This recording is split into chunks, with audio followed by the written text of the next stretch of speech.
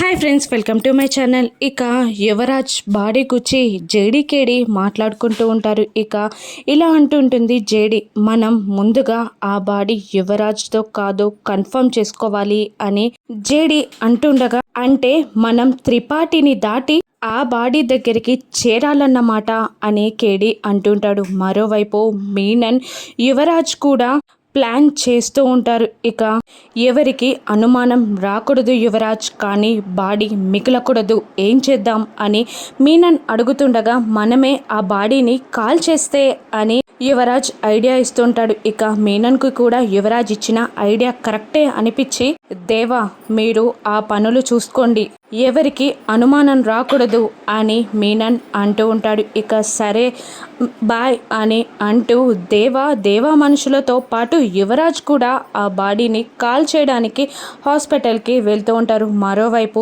త్రిపాఠి కూడా ఛాలెంజ్ చేస్తూ ఉంటాడు, నన్ను దాటి ఈ బాడీ దగ్గరికి ఎవరు చేరతారో నేను చూస్తాను అని త్రిపాఠి కూడా ఛాలెంజ్ చేస్తూ ఉంటారు. మరోవైపు జేడీ డాక్టర్ వేషంలో పింక్ కలర్ డ్రెస్లో ఫేస్కి మాస్క్ పెట్టుకొని పక్కక, కిరణ్ కూడా నర్స్ వేషంలో యువరాజ్ బాడీని చెక్ చేయడానికి వస్తుండగా, దేవా మనుషులు కూడా హాస్పిటల్ స్టాఫ్ యూనిఫామ్ వేషాలలో యువరాజ్ బాడీని తీసుకెళ్తూ ఉంటారు. ఇక జేడీ ఆ దేవా మనుషులని చూసేస్తుంది. ఇక దేవా మనుషుల నుండి యువరాజ్ బాడీని జేడీ దక్కించుకోగలదా, అది యువరాజ్ బాడీ కాదని కన్ఫామ్గా నిరూపించగలదా, త్రిపాఠి అడ్డుకుంటాడా? రానున్న ఎపిసోడ్స్లో చూద్దాం. Thank you for watching.